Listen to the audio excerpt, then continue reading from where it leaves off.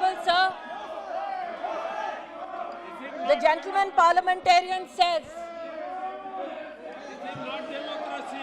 that haste is a reflection of my introduction.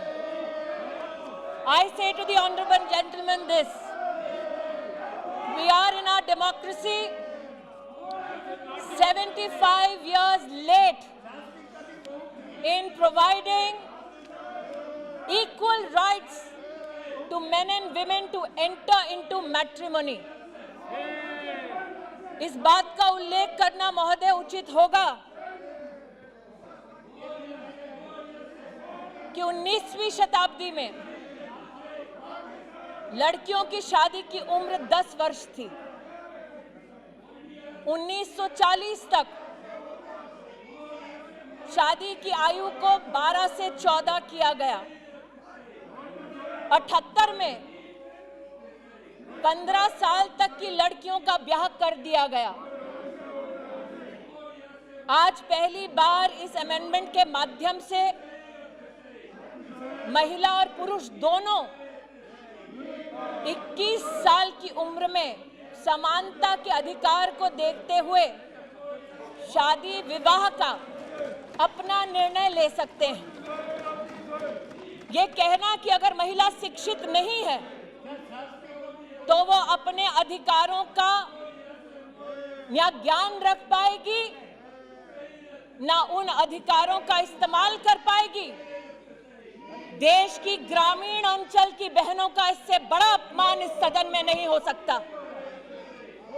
आज इस सदन के सम्मुख मैं ये कहना चाहूंगी कि 2015 से लेकर 2020 तक हमारे देश में बाल विवाह रोकने की संख्या 20 लाख विवाह रोके गए हैं, ऐसे रिसर्च हमको बतलाती है।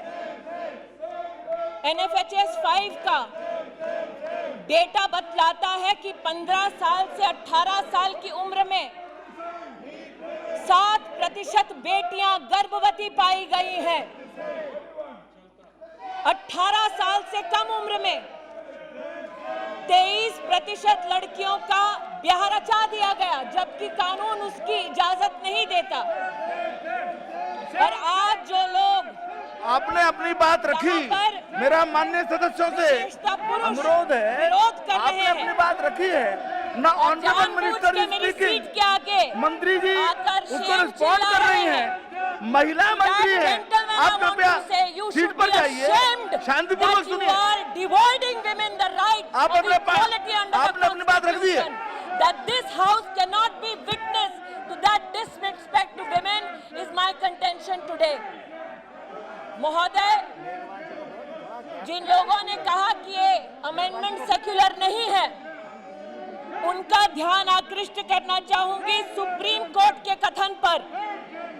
Independent thought versus union of India 382 of 2010, supreme court का स्वयं मानना है कि ये एक्ट सेक्युलर एक्ट है और मुस्लिम पर्सनल लॉ की दृष्टि से भी, हिंदू मैरिज एक्ट की दृष्टि से भी सभी धर्म, सभी जाति, सभी समुदाय की महिलाओं को समानता का अधिकार विवाह की दृष्टि से मिलना चाहिए।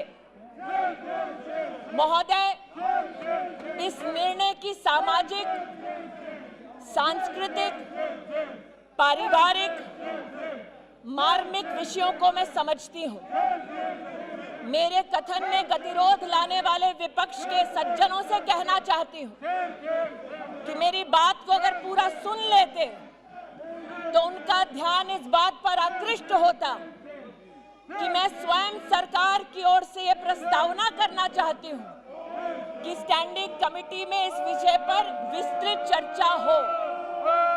लेकिन महोदय, ये भी कहना उचित होगा, मुख्यतः आज जो आवाजें उठी, उन आवाजों ने स्वीकार किया that the age of marriage should be uniformly applicable across all religions, all castes, all creeds, over overriding any custom, any law which seeks to discriminate against women.